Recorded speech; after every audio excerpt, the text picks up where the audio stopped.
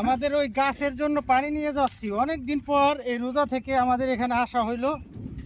এই জন্য গাছটা গতকালকে একজনের মাধ্যমে শুনলাম যে গাছটা একটু বাঁচার সম্ভাবনা আছে। এই জন্য আজকে আবহাওয়াটা একটু ভালো ছিল, তারপর আমরা মাঠে আসার পর হঠাৎ করে রৌদ্র উঠে গেছে। চিন্তা করলাম যে পানি দিয়েই।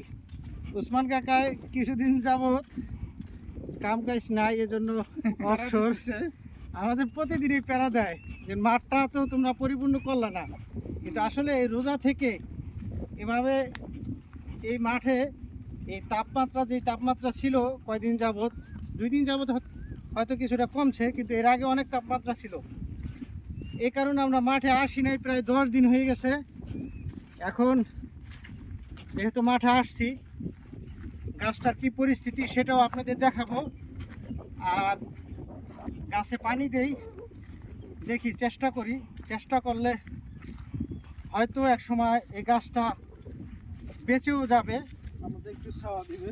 আর যেহেতু আমরা মাঠে খেলবো, এই জন্য চিন্তা করছি যে যখন রোদ্রের ভিতরে খেলতে খেলতে ক্লান্ত হয়ে যাম, তখন এই দেখেন এখানে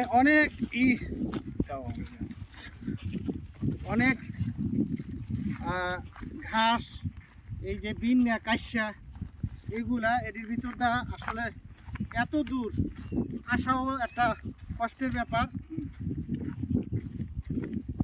পানি দিব আমরা এখন। এই যে গাছটা দেখাও সালাম, এই যে গাছটা কষ্ট না করলে কৃষ্ট মিলে না, এই জন্য পানি দিতে আসি। সবচেয়ে বড় কথা হচ্ছে কি, সুসংবাদ আছে।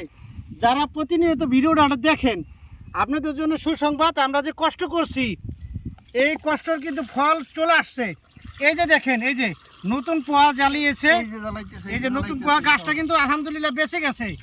যাক, আমাদের কষ্টের ফল। এই যে গাছটা কিন্তু বেঁচে গেছে। আমরা তো মনে করেছিলাম হাল ছেড়ে দিয়েছিলাম, পরে চিন্তা করছি যে হাল ছাড়া যাবে না। আর যে কোনো কাজেই আপনাকে অবশ্যই কষ্ট করতে হবে। আস্তে ছিঁড়েইব কিন্তু, আর এটা কিন্তু কাঁটাযুক্ত গাছ। এই কষ্ট করলে কেষ্ট মিলে, কষ্ট না করলে আপনি জীবনে সফলতা অর্জন করতে পারবেন না। এই জন্য ঘুরাই দেন। এই জন্য আমাদের এই গাছটা প্রতিনিয়ত, আমি যখন মাঠে আসছি প্রতিনিয়ত আমি পানি দেওয়ার চেষ্টা করছি, রাত্রেও পানি দিছি, আপনারা দেখছেন। কিন্তু এই যে নতুন পোয়া জ্বালিয়েছে, এই যে নতুন পোয়া হয়েছে, যে বেঁচে গেছে গাছটা, আলহামদুলিল্লাহ। এটা দেখে খুবই ভালো লাগলো, মনটা ভরে গেল। আপনাদেরও হয়তো মনটা ভরে যাবে যে গাছটা এত কষ্ট করার পর, যে গাছটা সর্বশেষ যে নতুন পোট নিয়েছে, বেঁচে গেছে, এতে আমরা খুশি। আলহামদুলিল্লাহ। আপনারা দোয়া করবেন যাতে গাছটা বড় হয়ে আমরা এখানে যখন খেলবো তখন ছায়া দিব। এরকম এই যে তরতাজা গাছ আছে না, এই যে গাছ দেখেন, এরকম গাছের ওরকম যখন তরতাজা হবে, তখন আমরা খেলার পর এখানে বসে আমরা খাওয়া দাওয়া করব, এখানে রেস্ট নিব। এই রোদ্রের তাপমাত্রা থেকে কিছুটা হলেও আমরা একটু শান্তি পাবো, এখানে রেস্ট নিতে পারবো। গাছটা হচ্ছে কাঁটাযুক্ত গাছ, কিন্তু তারপরও রোদ্রের তাপ থেকে তো রক্ষা পাওয়া যাবে, এই জন্যই আমাদের গাছটা লাগানো।